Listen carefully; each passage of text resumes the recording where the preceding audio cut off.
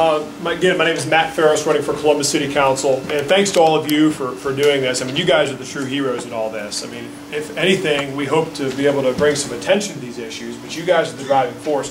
If you weren't standing up, if you didn't come out today and take time out of your busy schedules to recognize the problem, you know, nothing I'm going to say or anybody else is going to say really carries much weight. You're the thing that carries, that gives this issue weight and merit. One thing I'll say, and I'll kind of piggyback off what Earl said, I won't repeat anything because he's the crime expert here, being you know, for 33 years in his role. Just a couple of things as far as the pattern of the city goes.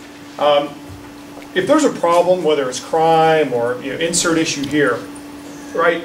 You look at the fact that the first thing you need to do is realize, okay, we have a problem. You can't be in denial, right? Whether you're fighting alcoholism, the city's trying to fight crime, you need to acknowledge that there's a problem. Unfortunately, City Hall knows what's happening. Okay, now, so it can't be an issue of denial. Okay, now maybe publicly they don't come out and say it, but they know what's going on. They know the murders are here. So if it's not denial, okay, if denial's not the issue here, they know what's going on, then then the only thing they're doing is covering up the causes and or the root causes of covering up the fact that there is a problem here.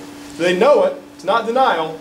It's a cover-up because they realize that they start exposing their ineptitude to fight crime or any other issue, that people just may throw them out. And you get to a point, what we have here is a city council that all 7 members have been appointed to their position. What are we doing, Columbus? 5 of the 7 ran after they were appointed. Let me tell you what, if somebody's run for office twice, it's a little easier to get elected when you've been in there 6, 9, or 12 months, have the ability to get your name ID out, and then everybody, you know, funnels cash to you because you're going to be the next person on council that's going to be buddy-buddy. Do you think for a minute that you get appointed to Columbus City Council because you're a creative, dynamic, out-of-the-box thinker that's going to change the status quo? That's why you get appointed to City Council. That's right. Because you aren't going to change anything. You're not going to change one thing, and that's why they want you on the council. We got to wake up, Columbus. We're losing our city. We're losing it. We have very little say, if any. You know, we're talking about crime, but look what's happened over the last couple of weeks with this arena deal. Taking casino money that isn't even built yet and channeling that to buy an arena that's losing money, and so rather than the private sector guys losing money, they're going to dump it on us. We don't have the money. We don't have the money. But guess what? City Hall and the mayor doesn't have to release its budget until when? The end of November. After the November 8th elections. We're being scammed. Yep. And let me tell you what, there's a lot of people that call this town Little Chicago. And I used to laugh at that. And let me tell you what, that is more true than anybody would probably realize. A couple of cases in point, then I'm going to be quiet. We had this happen in '09, but we've had it happen here recently again. City Hall, again, I won't say which member has done it, will call some of my donors and say, hey, what are you giving Ferris money for? And they do that. What are you giving Ferris money for? How come you're not giving us money? How come you gave him as much as you did us? Bully tactics to try to get people to be quiet. Last thing before I get off of here. This happened, honest to God, I was getting ready to come over here this morning. And I get a phone call from a Columbus police officer. Okay? Mr. Ferris, this is Officer so-and-so. Did you have some sort of an event on the 12th of this month?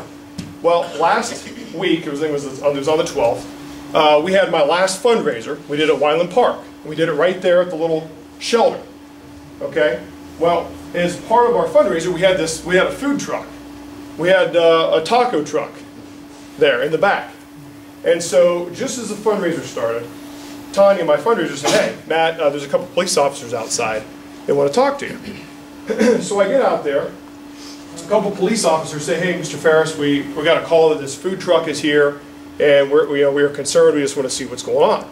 And I said, no, we're here. We're having a fundraiser. It's just getting started, so people are starting to arrive. And, you know, we've got this food truck here. And I said, is there anything wrong with it? No, it's fine. We just want to make sure we got a call. Somebody thought that the truck was abandoned or somebody land dead back here. Just wanted to make sure everything was okay. We said, thanks for coming. Hey, if you want a taco, grab one. Have a good day, right? That was it.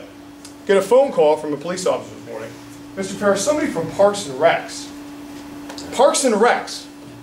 called us and is really upset because they say they want to know, did you have a permit for that food truck there during your fundraiser?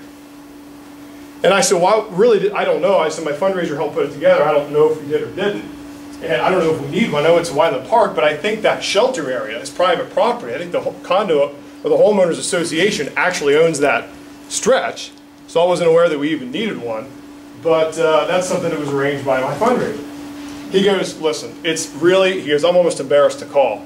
He said, this woman is so fired up, and of course she's an agent of the city, okay, little Chicago, calling us, that they're so upset that they want to potentially file a complaint against you. And I said, please let them file the complaint against me. We will make, just please, dear God, can you tell her, please file the complaint against Ferris. But here's the second thing, and for you officers in the back, she said, and she also wanted to file a complaint against those 2 officers that were there because they didn't cite you.